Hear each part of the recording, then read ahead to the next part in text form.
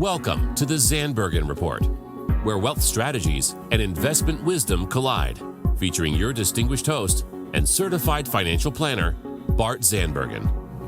Welcome to our show of Dream Chasers and Wealth Makers. We are thrilled to be back in studio today with a new episode of the Zandbergen Report.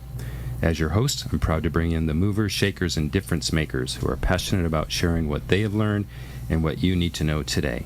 Today, I'm really pleased to have one of two guests so far, Dan Houtz. Dan, thanks for coming in. Thanks for having me. He's clearly the mover today. He got here in time. Yeah. And we'll give Billy his fair share of grief when he finally makes it. But anyway, Dan, thanks for carving out time and making it to the show. No problem. So, Paul, any guess where I know Dan from? Let's see. Where does he know most of his guests from? It must be hanging out at the bus depot. No.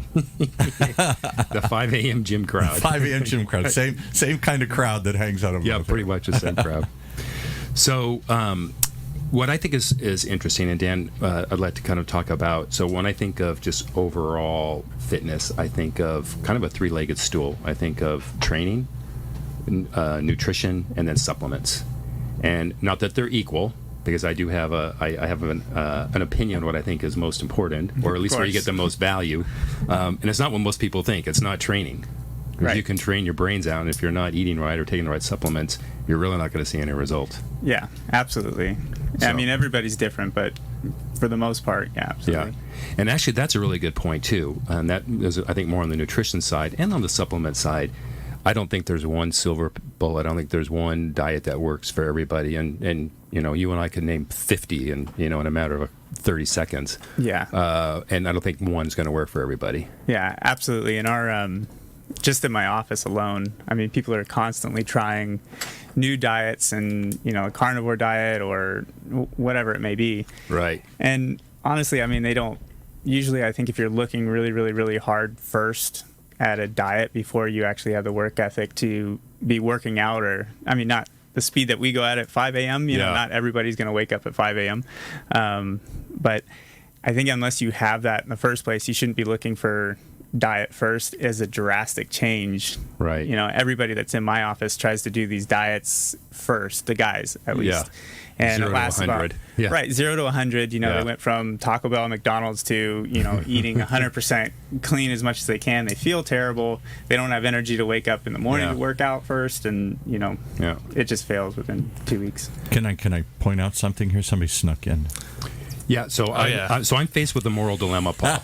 Do I pretend that nothing happened and that Billy's been here the whole time? No, because they could tell in the video he walked across it, he slid in. Or do I say in 2 years he's the first guest that's actually walked in after the show starts? So which do you think? I think you should point out the last factor, because these guys are all about... And if Dan knows me, that's 100% These guys are all about being disciplined and sticking to your regiment, but he couldn't stick to the regiment today. Bart said, Billy's not here yet. I'm like, yeah, Billy won't be here for... He's on Billy time. If there's anything about me and Dan, Dan's the guy that shows up 45 minutes before the workout to warm up, so by the time it starts, he's fully ready to go. I'm the one that shows up 17 minutes in and is just doing maximum weight with no warm-up. So, trying to get unfortunately, that's how it is. Anyway, the gang's all here. Billy, thanks for showing up. Absolutely. So let's do some introductions. You get to go second, Billy, because you're late. You got it. This is going to be a theme of the show. I'm ready for it. So Dan, you have you tell about your company and then kind of your history in the supplement nutrition fitness business. Yeah, so I do two things right now. So I'm part owner in a brand, Golden Era Nutrition, which stemmed from the manufacturing side. So we do contract manufacturing for sports nutrition, regular health, supplements, any powders, capsules, tablets, doing sales for them, and just absolutely love working out. And this was a great direction to go if you do supplement. And you said contract. So do you have your own brands, or you're just the? I have a brand with my partner, but contract meaning big, large third-party brands. Everybody thinks that these brands, they make their own products, which just isn't true. It's like clothes. Like the clothes label isn't. They don't make all their clothes. Right. Yeah. Nike doesn't have their own factory and make their own clothes in America. Right. So basically, we make products for a lot of these big third-party brands. Yeah. And then Billy, how about Yeah, so I mean, I've been in the industry for actually 13 years. So I took a high school, job and turned it into my lifelong passion. I've been my own business owner for the last 5 years. So I have 2 retail stores. I have my own product line that we actually, make all the formulations, and then we contract it out to a place like Dan's type of facility and have all of our products, in-house. We carry other third-party brands as well, but that's the core of our business. Right.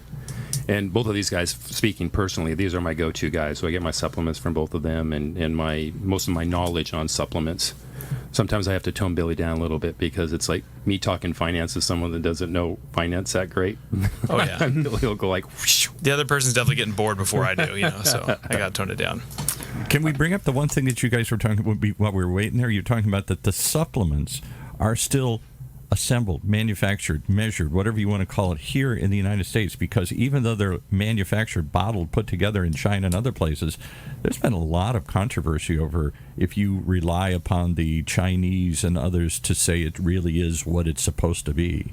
They claim it's 80% this and it's 10% this or whatever. Oh, sure. I mean, well, that's Americans too. I mean, overall, the supplement industry is today the Wild West of what, used to be long ago in America. It's entirely unregulated industry. So anyone can put anything on a bottle, say this is the world's #1 selling protein powder. It's the best thing ever, and it does these things, and no one's going to check on that. The FDA is not going to step in and say you can't say that. So with that being said, a lot of times you're having to find brands that you can trust, because anyone, Chinese included or Americans or whoever's marketing it, is going to try and sometimes take an edge, which means maybe they say there's 15 milligrams of something, they're just packing 12, knowing that most people aren't going to know, or maybe they're adding something extra to make it a little bit stronger. And that's actually been over the years of the sports nutrition, as long as I've been in it, there's constantly been brands that are racing to, all try and do the same thing, whether it's adding an extra, version of Adderall that no one knows it's an amphetamine to their pre-workout to make it crazy strong, or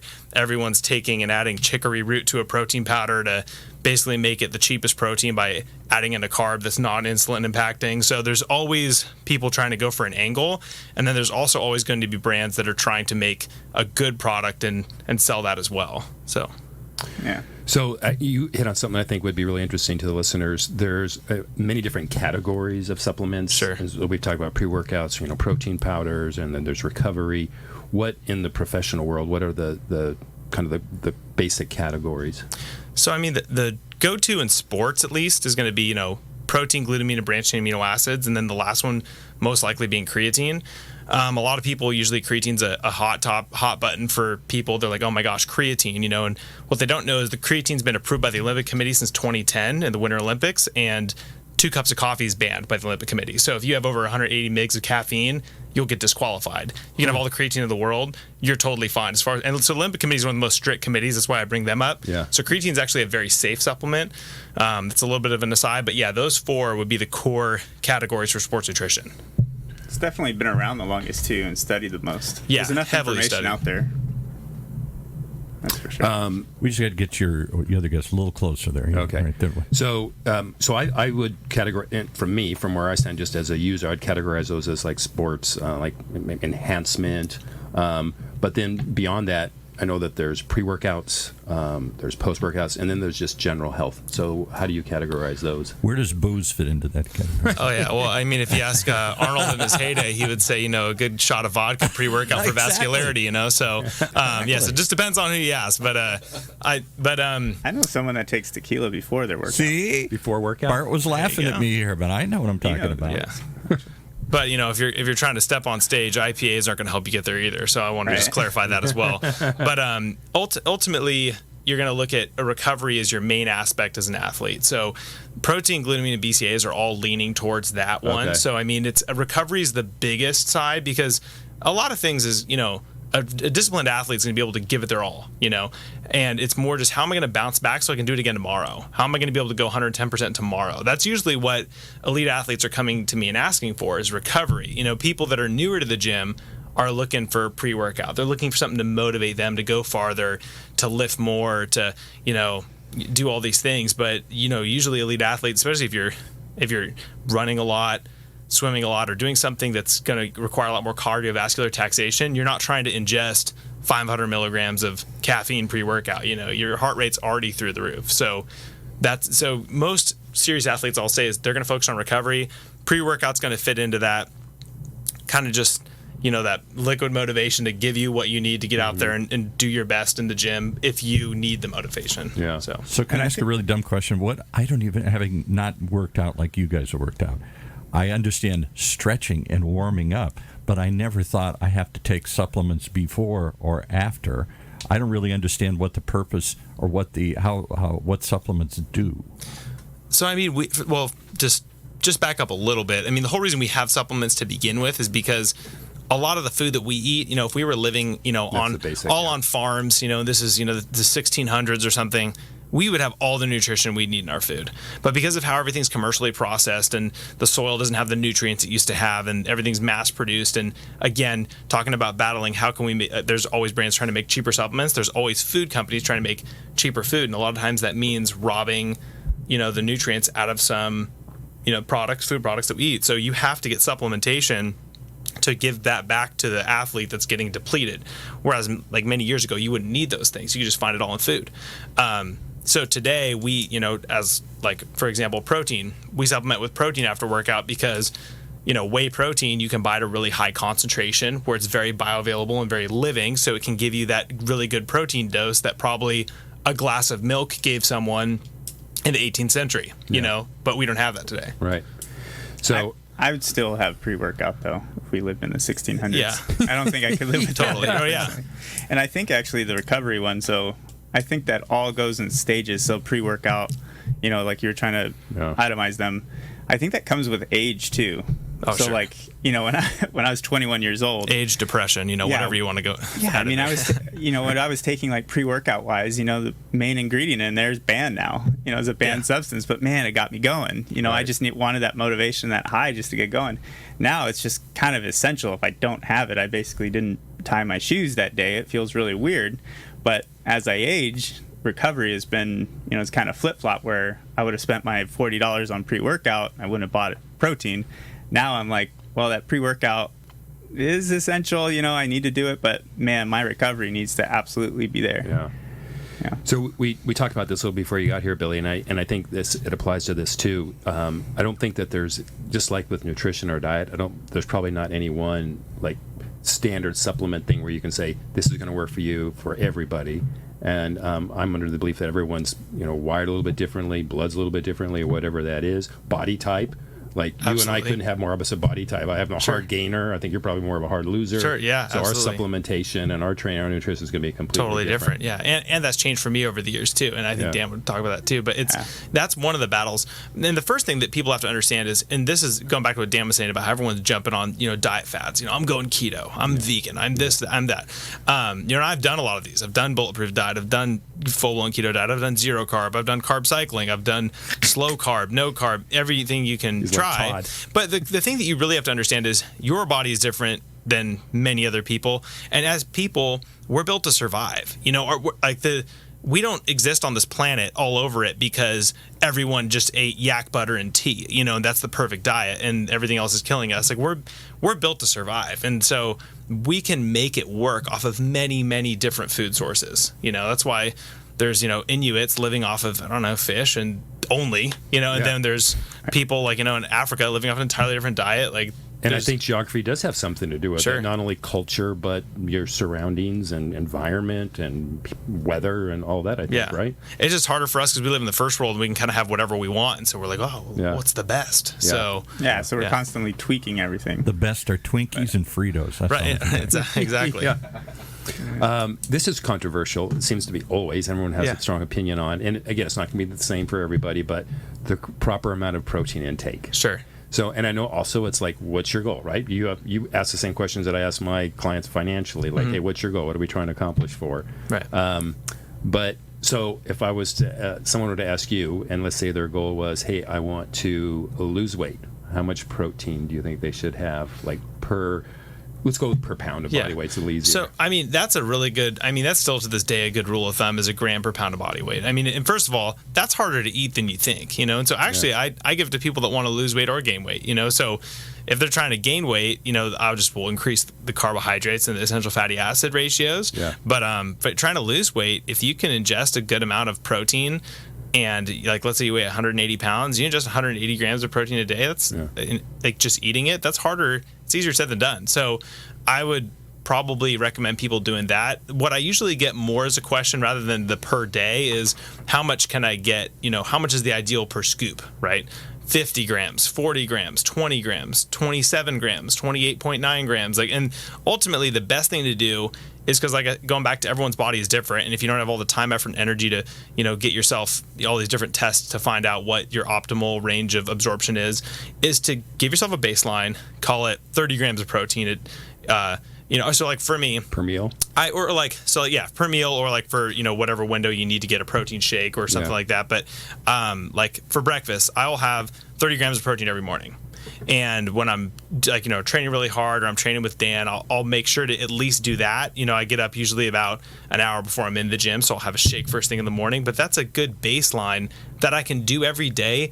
And it's a no-brainer. If I'm trying to really beat myself up over, I had 23 grams, but 25 is really my target, or that's not what's going to get 99% of people in shape. Now if I'm Ronnie Coleman and I need to win this bodybuilding competition, I better be getting every last bite of asparagus that I'm supposed to, but because the guy next to me is doing the same thing. But for normal people, I'd recommend coming up with a baseline, a number that's reasonable.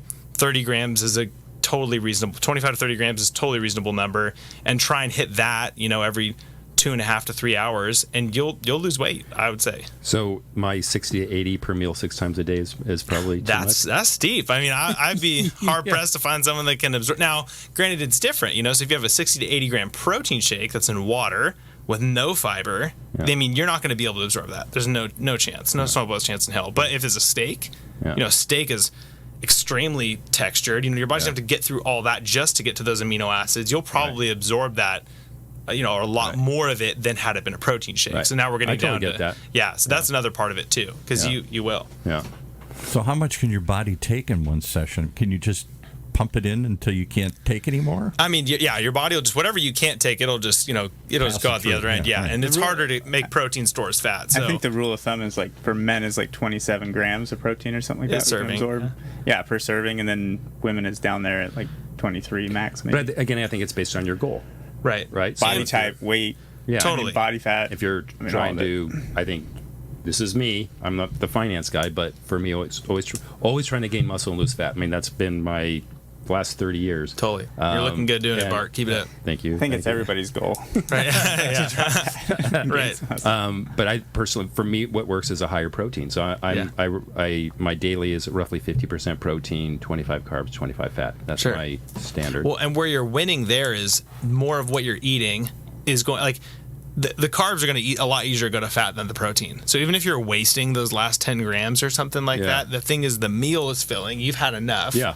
And you're winning because it's not, like when I was doing a 0 carb diet, I was probably way overeating the celery and peanut butter, but at least I wasn't eating, a pizza, right? So to take me out of ketosis or whatever it is. So that's, it depends upon like what your goals are there. It's like not maybe to make sure every gram is absorbed, but maybe to get the correct meal to hit your goals. And if you're trying to hit this protein or whatever, is it better to try and do it naturally? I know that's so many of these diets say no, that like the whatever it is, the caveman diet or whatever. Right, that's another good one. Yeah. Whether you're trying to do it naturally, or can I just buy a supplement and achieve the same thing? There's definitely other nutritional value coming from normal food, so you never want to stop eating food and strictly go to supplements, right?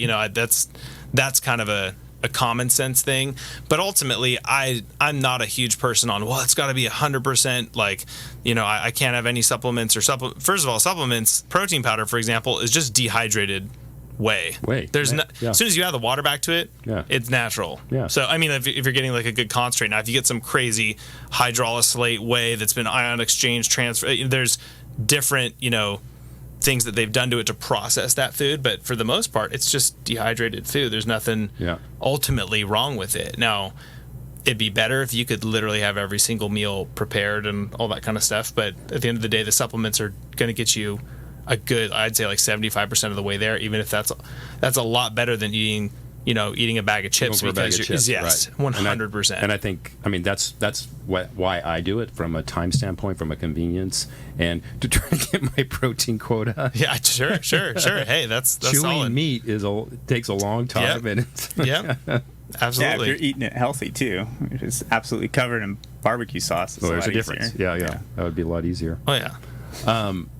So, so much to cover, not that much time left. But hey, help explain the difference now. There's like the word supplement. There's the word nutraceuticals. Dan, you've taught me nootropics, and I think that maybe falls into one of those categories. So, kind of a basic rundown on those. Yeah, so nutraceutical is just an open-ended word for the supplement industry as a whole. So a pharmaceutical is chemical compound made in a lab, right? Nutraceutical is something from Earth that has been maybe processed to become stronger, but ultimately is some extract or food-based product. But there can be chemicals with it. So for example, Solaray, if you go shop for Solaray, it makes great vitamins. Awesome company. The company's called Nutraceutical. It's funny. Yeah. But there's two kinds of Solaray products. Well, there's actually more now, but you can get a green cap, which is literally just, so let's take ginseng, right? Korean ginseng. You can get ginseng non-processed. So you can just basically just ginseng ground up and put it into the capsules and you take it. You got to take a lot more. Or you can get guaranteed potency ginseng, which will have the red caps. Those are way less milligrams. You might only need to take one. It'll be 5 times stronger than the green one. So they've cooked that one down. They've given HCl that down to a very concentrated version of the ginseng. That's not natural. You can't go find hydrochloride treated ginseng out off a tree and eat one. But at the same time, it's a little more potent. So it comes down to the customer and what they're really looking for. Some people are like, I will never touch that synthetically created thing. Or some people are like, hey, I need what works today. Yeah. So, All right. And then nootropics. How about you, Dan? Tell me about that. I'm just a huge fan of nootropics. Just the brain focusing that you have. Yeah. I went back to a pre-workout that I used to take that had DMAA in it, and the focus that you used to gain from that stimulant was just incredible in every single pre-workout company that's coming out right now, or raw material is trying to get as close as they can to DMAA. And DMAA is trying to get as close as it can to ephedra, caffeine, aspirin. You know what I mean? So it's always levels. Explain what DMAA is.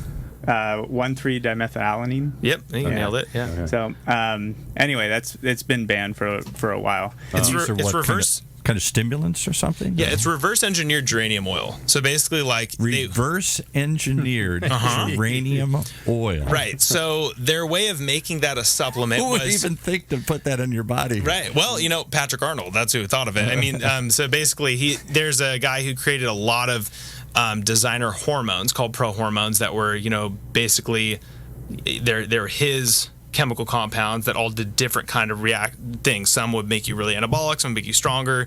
And one of the last things that he's done, and you can search podcasts that he's been on too. He's a brilliant guy. And so geranium oil is one of the ones that he had promoted for a while. Now, it is by no means natural. Like, he just took geranium oil from the strength of what he wanted and found a way to make that, and then without getting too deep into the science, it's reverse engineered geranium oil, but it's very strong. And the reason why it's so strong is you have alpha and beta adrenals. So you have adrenals that are go straight to your brain, and you have adrenals that go to your heart. It hits both of them. So there's 4 of them total, and it hits all of it. That's why you totally wake up and you're wired. Whereas caffeine, from coffee, is only an alpha stimulant. It's not giving you much beta stimulation. So when you say nootropics, is it sort of like psychotropic drugs? Is this something not as full blown? No, I mean, it's definitely not psychedelics. They're made for mushrooms, man. They're made for focus and memory and short-term memory and really what they're doing is they're helping. We're talking. DMAA is not really even a nootropic. That is full blown strong chemical drug. Yeah, but drug. A nootropic is going to help you get blood flow to other parts of your brain. Whereas when you go into fight or flight, which, being an American living in Orange County, we're basically in flight or flight from when we wake up to when we go to bed. And so, if you're stressed, your body's only going to transmit blood to one side of your brain, most normally. So you have to work to try and, calm down, focus, get it to travel to the other side. And so decreasing cortisol levels, helping blood flow to the other side of the brain, that can help a lot. And a lot of nootropics are good at doing that. So most supplements, while we have cool videos and all the stuff that make them sound super awesome, it usually means, this one helps you get blood over here. This one helps your body do this a little bit better. And that's, your body's the one doing the work. the supplements are just helping like turn on and off certain switches. Yeah, I'm shocked. I mean, Dan talks to me about stuff all the time, and he said, you consider nootropic. And then finally, for whatever reason, I'm like, let me give it a shot. Because I was feeling a little foggy. Right? Sure, yeah. Brain fog, yeah. And as you guys both know, I don't generally feel things. I take things because they're good for me. I don't really feel it. But it was probably 4 or 5 days, and I felt so much more just clear and articulate and just more focused. Yeah. That's great. And this one, I think, is like an actual natural, like a mushroom-based one. I think the one you're doing, not the crazy mushroom, but a regular mushroom. Right. Oh, well, I mean, all of the mushroom, I don't want to say mushroom tech, but I mean, a lot of the mushroom industry, like lion's mane and that kind of thing, is taken off because mushrooms actually match human DNA by up to 60%, which is huge. We don't have, like, normal herbal extracts only match our DNA by like 10% or something. So the mushrooms you can absorb a lot more effectively. So are we descended from mushrooms? Or that's what, depending upon who you talk to, you get a few of those people that tell you that too. It's an alien species or something. I know we're running really short on time, but the one thing I think we should talk about is you mentioned the pro-hormone. So there, on one far end, there's anabolic steroids, right, and on the other far end, call it, I guess, Tribulus, natural test booster. Yeah, and then maybe there's something in the middle that's pro-hormone. Pro-hormones, what determines what is what? So I think the first thing you would want to start is what's natural, what's synthetic, right? So what is something that you can just get from Earth and pick it up and put it in a bottle and that does something? Yeah. And then what is synthetic, meaning what is someone made in a lab that is gonna, and some things are similar, like coffee, caffeine you can make in a lab or you can get from coffee, basically the same caffeine anhydrous type compound. But a lot of times, synthetic test boosters have gotten a lot more effective and stronger because you have to take so much less of them. Dan's got a testosterone. You want to tell him about your natural test booster and how many pills you got to take of that to get an efficacious dose? So it's 10 a day. Yeah. Bart knows. First guy. Yeah, I mean, you got to take a huge dosage of natural to be able to boost your natural testosterone within your body. And then these synthetic ones, are like one. I don't know. Yeah, it's like 20 milligrams, and take one a day. But then the problem that we have, I think, and we've experienced this before, is you have companies that come out saying natural testosterone booster or natural, whatever, and you take them, and within 2 weeks, you drop 5% body fat, you gain 20 pounds, and you increase strength, and you're just like, well, that really worked really well, right? And then 6 months down the road, they get popped by the FDA or something like that, investigations. But and so the far end of the spectrum is like the synthetic, basically, like taking injectable steroids, that's going to exactly mimic testosterone that's in your body. So your body will look at that and say, that's my testosterone, and it'll absorb it all, and it's already in the bloodstream. So that's going to be, and then everything in between, pro-hormones, and there's oral anabolic steroids too. It's not just injectable, but pro-hormones, SARMs, peptides, there's a whole bunch of stuff in there.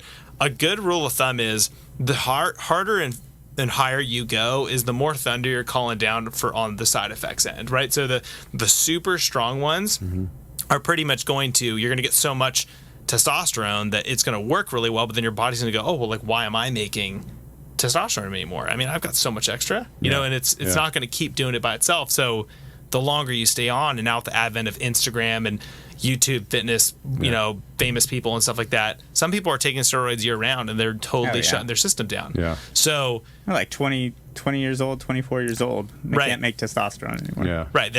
So once they're done with, whatever 16 steroid cycle they're doing, they're having to take TRT just to, testosterone replacement therapy in order to just maintain a baseline testosterone amount. Whereas, you get down into some of the other, pro-hormones like cyanostane or 19-nortren and like some other things that have been out over the years. Some are banned, some are not banned, some are about to be banned. And there's less side effects. You need to take like basic post-cycle therapy, maybe arimistane or something to stop an estrogen spike. But ultimately, you're not going to be getting back knee, mood swings, throwing a chair through a wall or something like that. And so it just kind of, that's the big range. It's like the harder and the more results you get just right out the gate, usually the more side effects you're going to see. That's not a 100% guarantee, but that's a good rule of thumb. Right.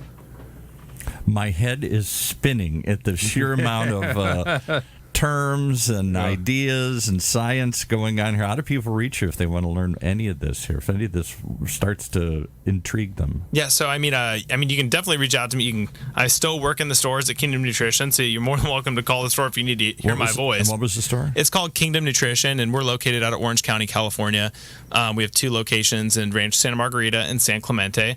And then on top of that, you can reach out to me on Instagram, B Hinzo. I'm on Twitter at Billy Hinzo.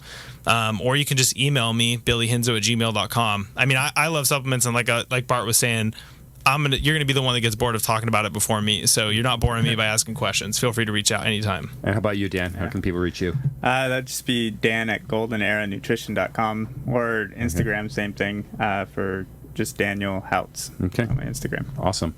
Hey guys, thanks so much for taking the time. Now we're all into health and nutritional, but I have to ask you one last thing. What's your guilty pleasure, Billy? Oh man, I mean, I'm gonna say Cheetos. It's gonna be kettle corn. Honestly, kettle corn. See, I was at a concert and the Chevelle's playing. I'm sitting, 7 rows back, just sitting down. I just got into kettle corn and I ate it through the whole first set. And the artist just stopped, and lead singer's like, "Did you seriously eat popcorn that entire time?" way. And I was like, kind of threw up a fist. Like, yeah, man, I did.